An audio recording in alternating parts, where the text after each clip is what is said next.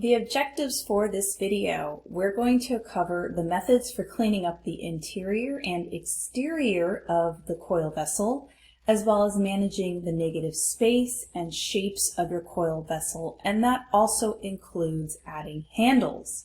So this is my current stage of my vessel. In terms of construction, I'm at about here, so I need to actually start moving the walls inward. Where am I in terms of height? I am just a little bit over 3 inches tall, but I want to just talk about a couple things to consider when you are cleaning up the interior. So as you can see, I've worked on part of this. I still need to smooth out this area of the interior. And again, I'm working in sections. I'm not waiting to the end to blend everything together. I'm just working as I go through each section. But you definitely need enough physical clay to easily blend together. Now, sometimes it's easier to blend your clay when it's in the plastic stage.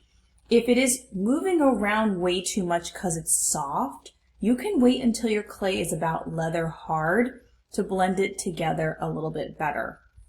Now, what you can use for blending, you can use your sponge and actually just add some water to it. You can blend it this way.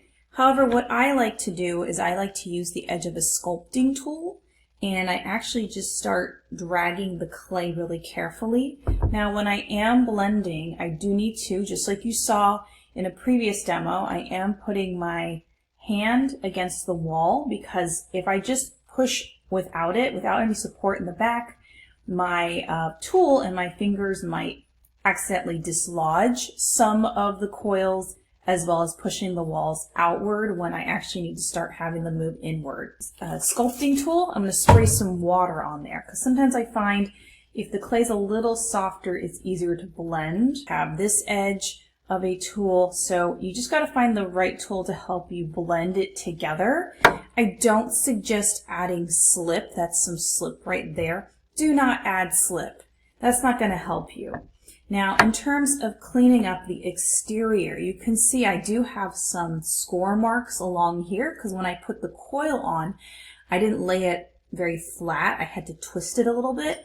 So you could always take your ball stylus tool to carefully remove some of the score marks, because again, we don't want to remove the coil itself, right? We don't want to blend the coils together by accident. I have this little tool here where I can actually just blend this into exterior. So you will need to pick up your project once in a while and take a look and see where you can remove those score marks from the outside, because I just want to talk a bit about managing the negative space and the negative space shapes, right? The shapes that appear of your coil vessel. So negative space, what we mean by negative space, it's the empty areas of your vessel. This could be the area inside handles. It's the empty space between coils. Like, what do you do with that?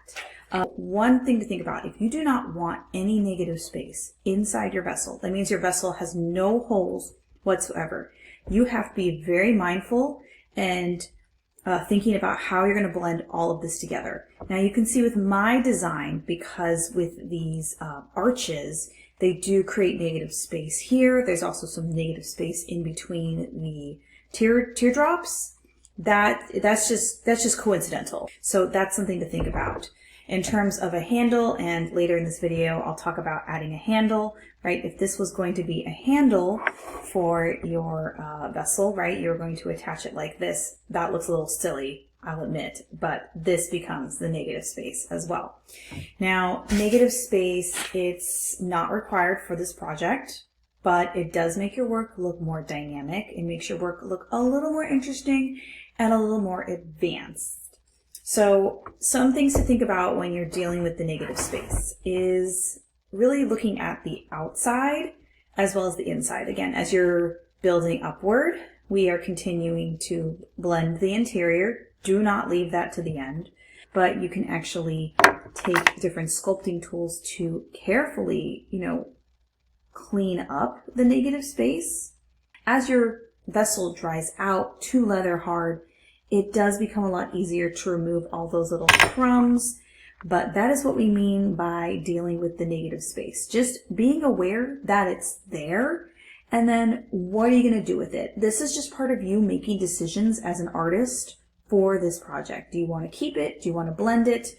If you want to just patch the exterior, again, that's an artistic choice, right? So let's say we'll use this as an example here, okay? So that is negative space. So what I could do, really easy, folks, is you just make a small little ball of clay, just score it, because what you do, you score the area where it's going to attach, and you're literally just filling in that negative space, right? Apply slip, and I can literally patch it. Now, it depends if you like the way that looks. We are going to have these random spheres on the outside of the vessel. That's, again, an artistic choice.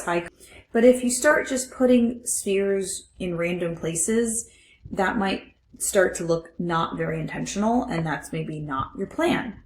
Now, when we get into handles, keep in mind you do have some choices for your handles. For handles, you can make them actually functional, like you literally use it to grip and pick up your vessel, or it could be more decorative. And that's okay if you want to just have decorative handles. That's totally fine.